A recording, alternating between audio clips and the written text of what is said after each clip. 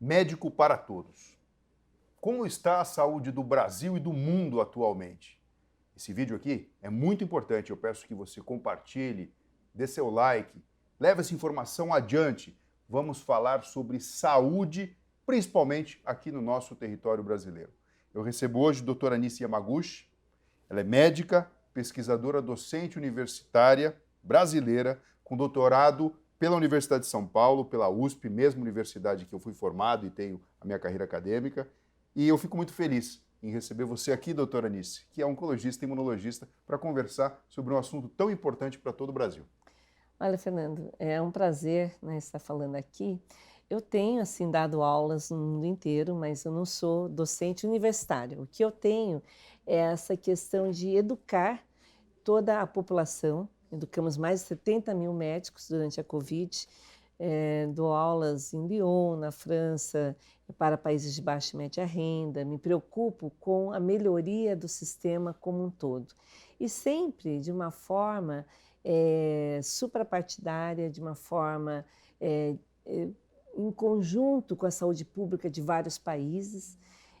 Fiz as campanhas de controle de tabaco e hoje uma grande pergunta que é como lidar com a saúde, como fazer com que as coisas funcionem no nosso país, é olhar como funciona uma firma. Não precisa nem ser grande, pode ser uma padaria. Ela é eficiente, ela entrega o pãozinho no final. Na nossa saúde, não. A nossa saúde ela é complexa, ela tem milhares de etapas, mas o fato é que quem está na ponta não vê o produto sendo entregue. Então, nós estamos com a deficiência em todo o meio. E isso significa que é muito desperdício de energia, de capacidades e de eficiência. Então, eu trabalho em governança. Agora, até estou reassumindo o meu papel dentro dos grupos de liderança, de governança do Brasil. Eu me sinto, assim, parte de uma movimentação histórica de reorganização das coisas simples para que funcionem, como transparência, eficiência, fluxo, que você saiba, por exemplo, o seu pedido de um exame de garganta, você tem um problema de corda vocal, tem que fazer um exame que é difícil de você conseguir no SUS. Onde é que está essa lista? Onde é que está o seu lugar na fila? Entendeu? Coisas simples. Outras, muito mais graves. É uma pessoa que sai de um atendimento, de um atropelamento, e como é que ela vai fazer a fisioterapia? Como é que ela vai conseguir esse fluxo? Então, nós precisamos melhorar a assistência na sua chegada no paciente e na família. Claro que a saúde de família, a saúde básica é essencial, mas ela tem que se articular com a média e alta complexidade, para que a gente tenha a coisa funcionando. Então, assim, a carência principal em termos de saúde pública no nosso país, a senhora acredita que está basicamente vinculada com esse processo que não tem essa linearidade e não tem essa 70%. conversa, né? Exato, 70%. Falta, por exemplo, consultas de especialistas. Então, a telemedicina vai melhorar muito isso, é algo que veio para ficar. Você ter telemedicina de um endócrino atendendo, por exemplo, lá no interior de Goiás, sabe, no interior do Amazonas. Eu fui outro dia no projeto Calha Norte, fui parar lá na Cabeça do Cachorro.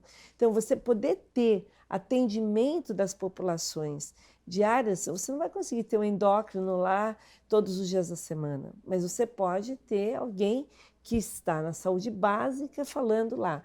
E a outra coisa, o nosso modelo é muito hospitalocentrado, ele é ligado a hospitais.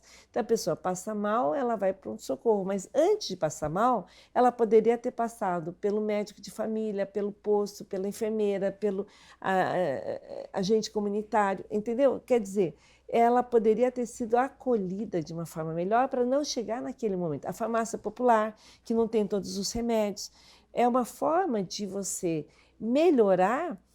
Também precisa de uma carreira do médico, porque tem lugares que não tem como contratar um médico bom, mas se você tiver uma carreira de médico, como você tem no juiz, que ele vai lá para o lugar distante para depois voltar para a cidade, e aí vai, você com isso você contempla toda a abrangência do nosso território nacional.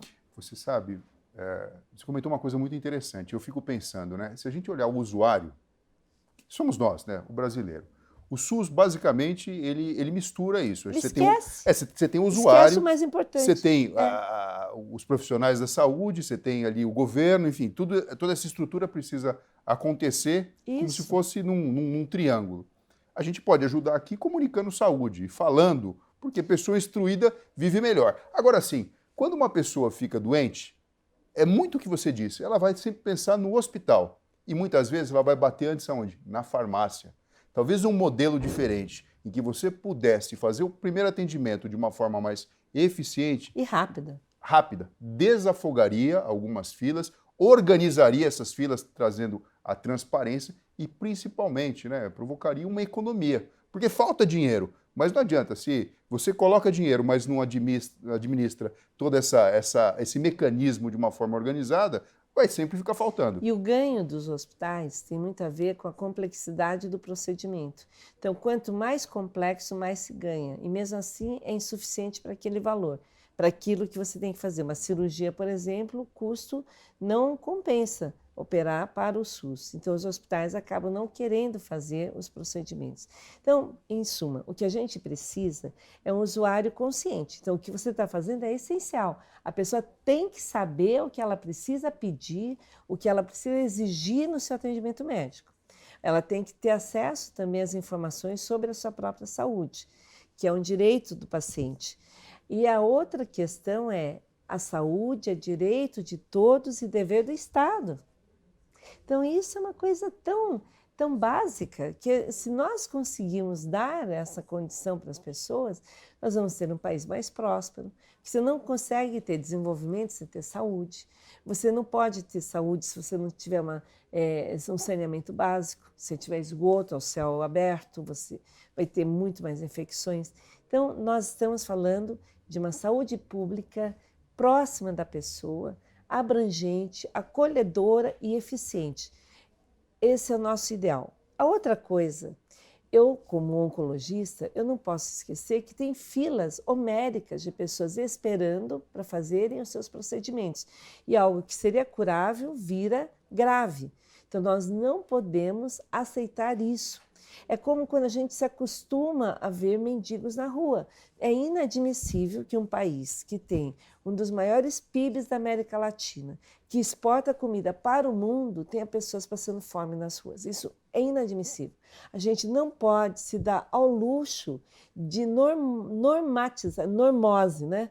Que você Sim. vai se acostumando àquela situação e aquilo já não te constrange, já não te causa indignação. Então, nós temos que nos indignar com a ineficiência, com os roubos. A gente tem que lutar para fazer a diferença, mesmo sabendo que é difícil. Agora sim, especificamente dentro de uma área que você trabalha bastante, que é a oncologia.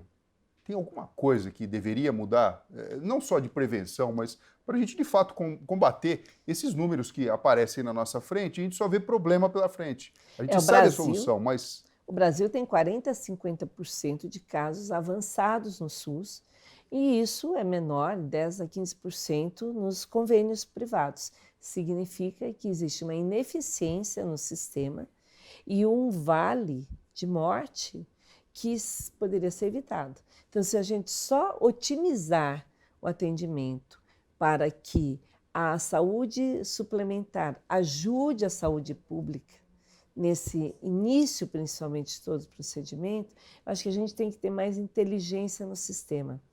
Uma outra coisa que é muito importante, Fernando, eu acho que é você dar mais atendimento também para a área psicoemocional das pessoas.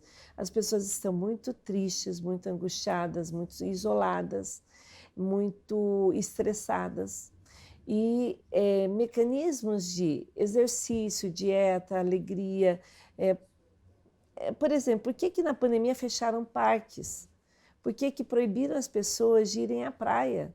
Não tem sentido nenhum esse tipo de atitude. Então, os governantes, eles têm que perceber que as suas decisões impactam na vida das pessoas. Por que eu acabei optando para ir para a política também, diretamente. Porque existe um momento em que você não consegue mais ajudar de uma forma eficiente. Você precisa ter mais instrumentos. E a classe médica, ela precisa de representação, assim como a classe de profissionais de saúde. E nós estamos, nesse momento, com uma carência de representatividade. A outra questão é, de uma forma internacional também. E o mais interessante é que quando notamos que a própria OMS define saúde, né, como muito mais do que simplesmente ausência de doença, mas um bem-estar biológico, psicológico, social, espiritual, nós percebemos que estamos falando da mesma coisa, a gente está falando de felicidade. E o nosso modelo de saúde, o SUS, ele abraça a todos, é um dever do Estado, não simplesmente quem não tem condição financeira, mas inclusive a necessidade da saúde suplementar para, de alguma maneira, colocar óleo nessa engrenagem e para que todas as pessoas possam ser atendidas. Bom, frente a todo esse contexto, doutora Anísio, como reverter essa situação agora? Agora é o seguinte, muita consciência, educação. A gente tem que cuidar do nosso jovem, não pode ter drogas. A gente tem que cuidar do crime organizado, tem que ter segurança. Nós sabemos que a maior parte das mortes no Brasil são de causas externas, acidentes e violência. Nós não podemos aceitar violência doméstica, precisamos melhorar o atendimento de todos. Então, além de tudo, temos consciência, sermos pessoas integradas, alertas, percebemos as narrativas, nos prepararmos para tomarmos atitudes e fazermos a diferença. Eu acho que esse é o caminho. É isso aí, doutora Anísio. Muito obrigado pela sua participação, por compartilhar os pensamentos, enfim, e ter uma proposta para que a gente possa progredir na área de atendimento às pessoas e da saúde pública no nosso país. Muito obrigada.